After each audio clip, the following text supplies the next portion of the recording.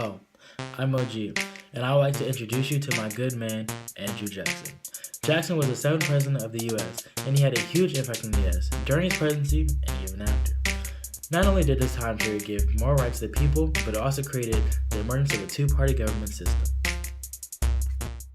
During the time of the Jacksonian Democracy, the values and ideas could be parallel to the same beliefs and ideas of the great Enlightenment thinker, Voltaire.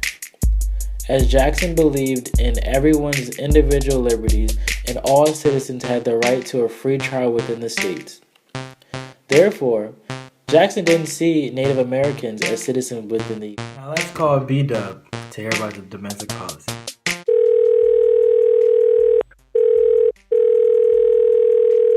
Hello? B-Dub, come on, people waiting for you to talk about the domestic policy. Come on now. Oh, hi, I'm B-Dub. Sorry I'm late. So as OG said, I'm here to talk to you guys about the domestic policy and the economic policy. In the past, it was required for people to own land, to be represented, and to have a voice. However, with the new domestic policy, people fought and protested the old idea and demanded that those old requirements for voting and equal representation be abolished. This then resulted in urban workers demanding political reforms, Southerners wanting low tariffs and more state rights, and Westerners wanting more land at a cheaper cost and relief from bankers and speculators. During the Jacksonian Democracy, agriculture became an essential industry and quickly escalated the economy.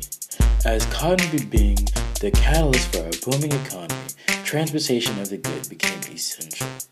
As a result, the government built more roads and train tracks to aid in this endeavor. In addition, the government also established land-grant colleges to educate younger generations on all things agriculture and farming. Oh, back to me. Thanks, B-Dub, for the info. Now let's get into the new amendments and extension of rights. The new amendment was made up of nullification. For those of you who do not know, nullification is the action of a state not passing a law within its borders. It is also the less drastic solution to some of the southern states seceding from the U.S., which many state officials were heavily debating.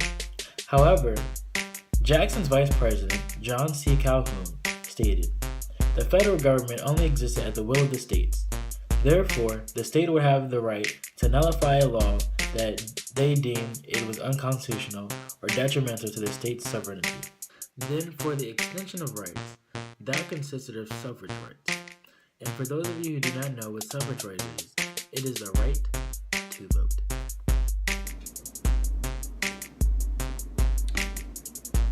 Oh, hi everybody. Didn't see you there. The next major event was a tariff of abominations. They'll make you want to bomb my nations.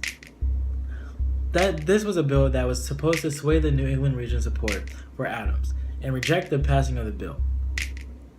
Ultimately, this plan failed because many of the states actually approved and voted for the passing of the bill, as the bill created tariffs on extremely high duties for iron, hemp, flax, and many other raw materials. This bill was designed to embarrass John Quincy Adams and secure Jackson's win for presidency. You turn the song off. Somebody put on another banger.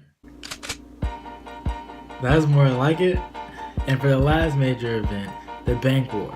Jackson grew up with a very bad taste in his mouth about banks because when he was younger, he was actively participating in many speculative activities that eventually resulted in a huge financial loss and great amounts of debt. It took Jackson years of struggle to pay off the debts and to restore his wealth. Thus is the reason why Jackson vetoed the bill approved by Congress in 1832 that rechartered the National Bank.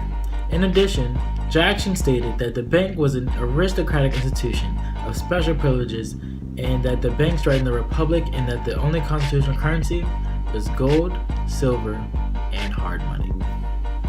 Now for the overall significance. The Jacksonian Democracy caused a split between the same party, creating a Democratic Party and a Whig Party. As a result, when people didn't like the ideologies of one party, they had the choice to pick another party. It also gave the people's votes greater power since more offices were being elected. This made the people more aware of their voice, and their opinions mattered, and they would be better represented in office. Even to this day, the United States still upholds these basic beliefs.